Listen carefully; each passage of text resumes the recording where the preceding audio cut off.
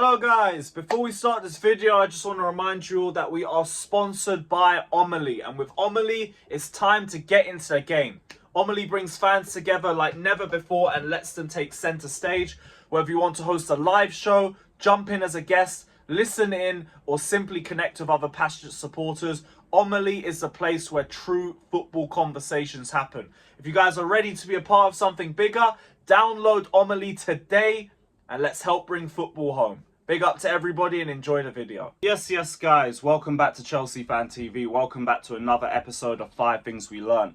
Big up to every single one of you. Hit the like button, subscribe, all of that crap as you guys enter into the show. Let us know all your thoughts down in the comment section below. And it is yet another successful UCL night. We love to see it. Big up to every single one of you.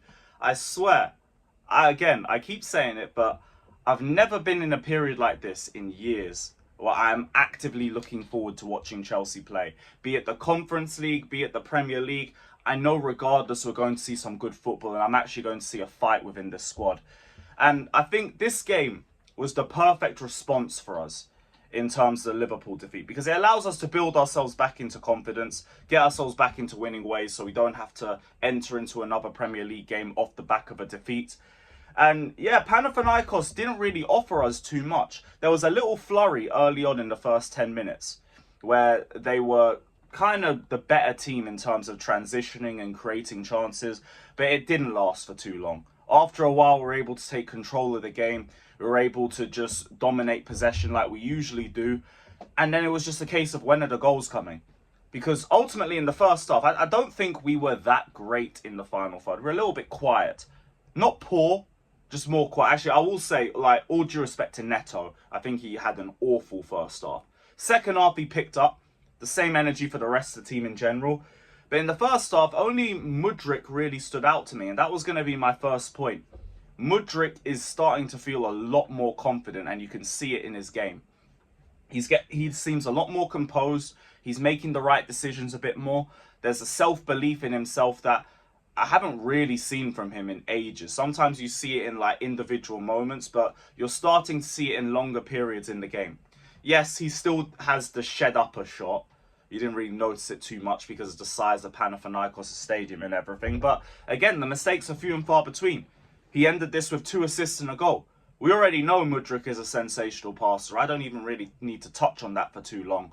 But every other aspect of his game looks like it's starting to get a little bit better. And it's another indictment on Maresca's coaching.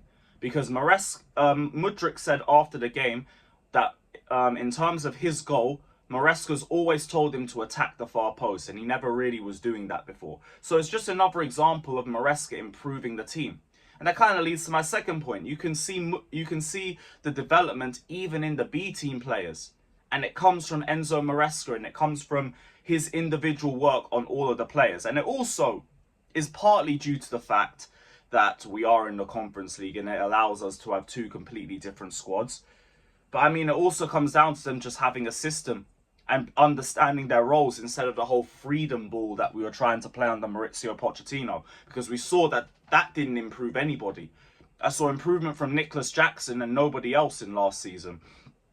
Actually, I'll say Caicedo too. I'll say Caicedo as well. But he developed in spite of everything else around him. Because that midfield structure, don't even get me started. I'm going to be on here for another 10 minutes just talking about it.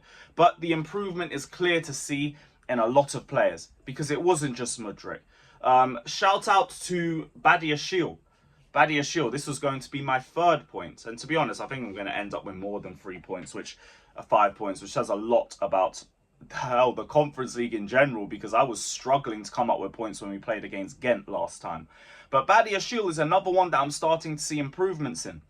He was doing his job aerially. His passing was a lot more better. Defensively, I can't really say too much. He might be a victim of ball watching for the goal. He might be. I need to watch that one back again.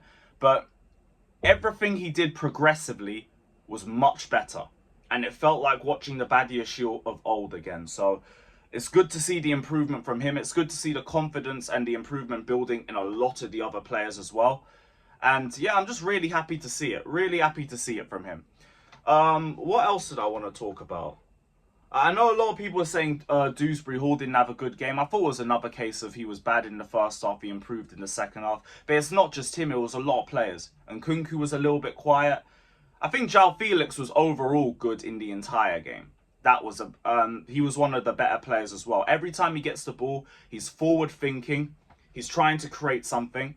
Really, really creative performance from him. And again, ended up with 2 goals and assists. His link up with Mudryk was very, very good throughout the 90 minutes. What I really rated from João Felix as well was that he didn't make a big deal out of Nkunku taking the penalty, because we've seen that issue happen so many times last season where players are arguing and bickering over pens, and he did kind of have a case being on a hat-trick, but he didn't bother.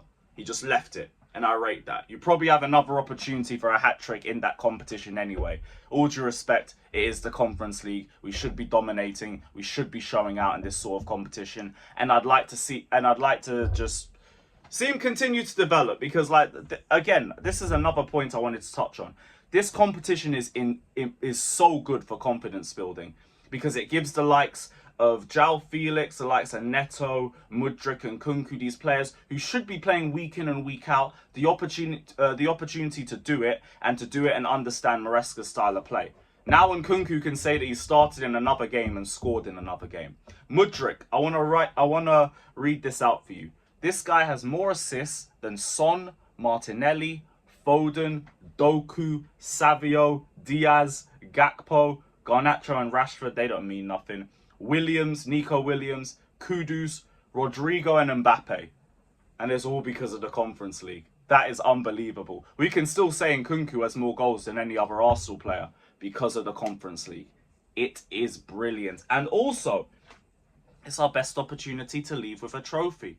Like I said, our trophy drought should be ending this season. It must. There is no way we should be getting knocked out of this competition at all. Just go there and hoop. That is it.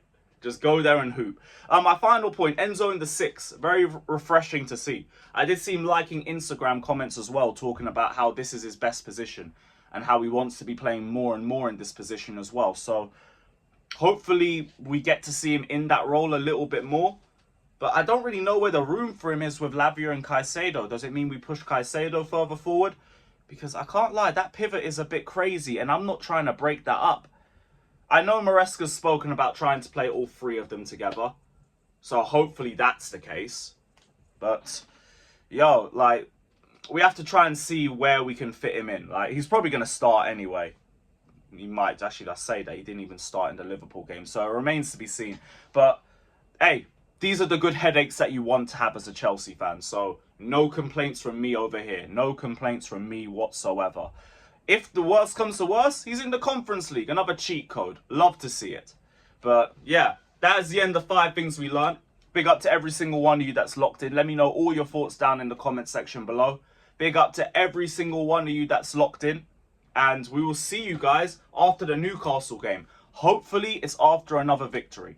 So big up to everybody. Take care, like and subscribe. And as always, up the Chelsea.